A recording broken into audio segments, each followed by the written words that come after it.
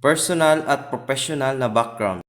Para mas makilala ka namin, maaari mo bang ipakilala ang iyong sarili at ang iyong background? Magandang araw, ako po si Gerson Mangkaw, isang lisensyado at dedikadong guro ng Filipino na may matibay na paniniwala sa kalagahan ng wika sa paghubog ng pagkatao at pambansang identidad. Nagtapos po ako ng Bachelor of Secondary Education, major in Filipino, at sa aking pag-aaral ay nahubog hindi lamang ang aking kaalaman sa wika at panitikan, kundi pati ang aking kasanayan sa epektibong pagtuturo. Bilang guro, layunin ko makalikha na makabuluhang, interaktibo at inklusibong kapaligiran sa pagkatuto kung saan ang bawat pag-aaral ay mabibigyan ng pagkakataong maipahayag ang kanilang sarili.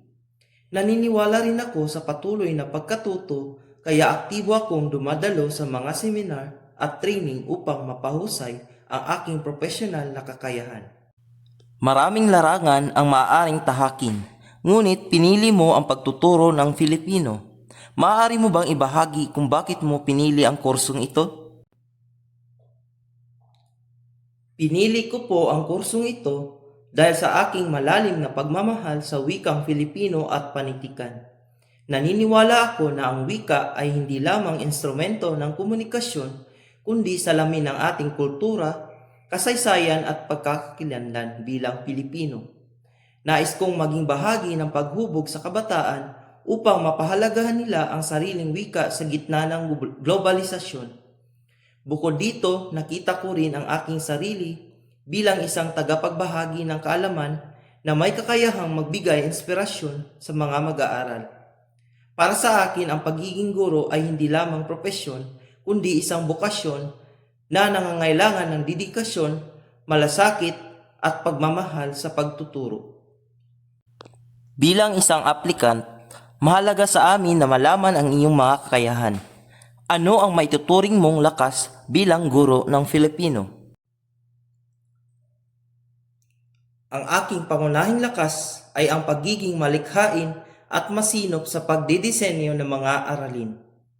Marunong akong gumamit ng iba't ibang estratehiya tulad ng interactive activities, multimedia presentations, at mga gawaing kolaboratibo upang mas mapadali ang pag-unawa ng mga mag-aaral. Isa rin sa aking lakas ang aking pasensya at kakayahang umunawa sa iba't ibang antas na kakayahang ng mga mag-aaral. Madali akong makabuo ng mga magandang ugnayan sa kanila na nakatutulong upang maging bukas sila sa pagkatuto. Bukod dito, responsable at organisado ako sa aking trabaho, lalo na sa paghahanda ng lesson plan at pagtataya. Lahat tayo ay may mga aspeto na nais pang mapabuti. Maaari mo bang ibahagi ang isa sa inyong kahinaan at paano mo ito hinaharap?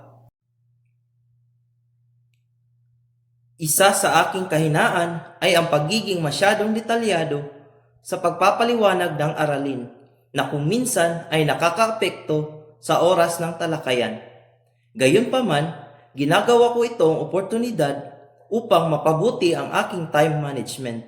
Gumagawa ako ng malinaw na lesson plan na may nakatakdang oras para sa bawat bahagi ng aralin at sinisikap ko maging direkta ngunit malinaw sa aking pagpapaliwanag.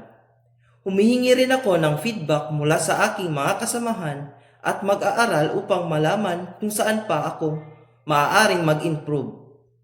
Naniniwala ako na ang pagkilala sa sariling kahinaan ay unang hakbang sa patuloy na pag-unlad bilang guro. Bilang panghuli sa bahaging ito, nais naming malaman ang iyong pananaw sa pagtuturo. Ano ang iyong filosofiya bilang isang guro? Ang aking filosofiya sa pagtuturo ay nakabatay sa paniniwalang ang pagkatuto ay isang aktibong proseso na dapat maranasan ng mag-aaral. Hindi sapat na sila ay tagapakinig lamang. Mahalaga na sila ay aktibong kalahok sa talakayan. Naniniwala ako sa learner-centered approach kung saan isinasaalang-alang ang kanilang interes, karanasan at kakayahan ng bawat mag-aaral. Para sa akin, ang isang epektibong guro ay hindi lamang tagapaghatid ng kaalaman, kundi isang gabay at tagapagpadaloy ng pagkatuto. Layunin kong malinang hindi lamang ang kanilang akademikong kakayahan, kundi pati ang kanilang kritikal na pag-iisip, pagpapahalaga sa kultura, at pagiging responsabling mamamayan. Maraming salamat sa inyong pakikinig.